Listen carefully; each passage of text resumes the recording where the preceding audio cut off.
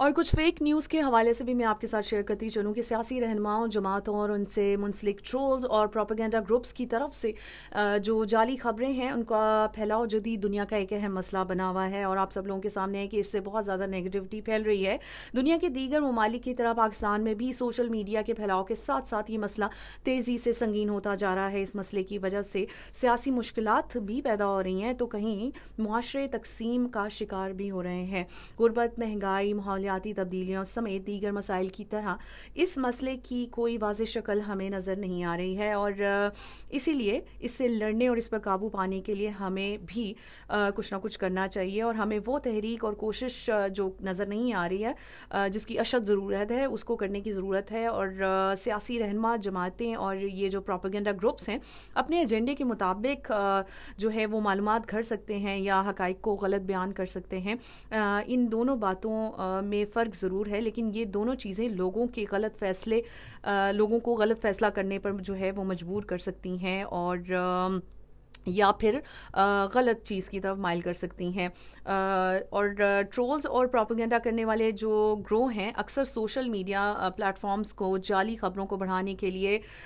Media plate forms استعمال کرتے ہیں، اور وہ اپنے مواد کے جو رسائی ہے اور اس کو اثر کو مصنوعی طور پر بڑھانے کے لیے بوٹس یا جعلی اکاؤنٹس بنانے جیسے حربے بھی استعمال کر رہے ہوتے ہیں۔ اور میں آپ کو یہ بھی بتاتی چلوں کہ سوشل میڈیا کی تیزی کے ساتھ جو ہے وہ اس دور میں اس طرح کی فیک نیوز بڑھانے کے لیے رسائی ان لوگوں کے لیے بڑی جو ہے آسان ہو چکی ہے، اور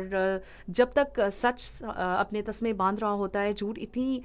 دیر میں پوری دنیا کا چکر لگا چکا ہوتا ہے۔ جعلی خبریں ایکو چیمبرز میں پروان چڑھتی ہیں، اور جہاں سب اپنے جیسے یا ہم خیال لوگوں سے گھرے ہوتے ہیں، ایسی جگہوں کو اپنے عقائد اور نظریات کی تقویت دینے کے لیے استعمال کیا جاتا ہے۔ اور جناب آپ سب لوگوں کو یہ بھی پتہ ہے کہ جو سماجی رابطے ہیں، ان کی جو ایپس ہیں، اس پر مختلف گروپس جو ہیں وہ منٹس کچھ سیکنڈز میں جو ہے وہ اس طرح کی غلط خبروں کو جو ترسیل دیتے ہیں، مطلب اس طرح کی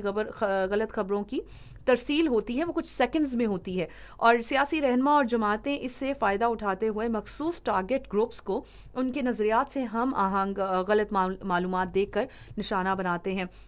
اور لوگ جو ہیں وہ ایزیلی ٹارگٹ بھی ہو جاتے ہیں، اور کیونکہ عام سادہ عوام ہے وہ جب اس طرح کی زیادہ سے زیادہ نیوز دیکھتی ہے تو وہ پھر غلط فہمی کا بھی شکار ہو جاتے ہیں۔ شبہات اور الجھن پیدا کرنے کے لیے جعلی خبریں پھیلانے والے معلومات کے جائز ذریعے حقائق پر مبنی معلومات دینے والے افراد کو بدنام کر سکتے ہیں۔ یہ جو فیک نیوز ہیں ان کے پھیلاؤ کو روکنے کے لیے سوشل میڈیا پلیٹ فارمز پر نئے جو ضوابط ہیں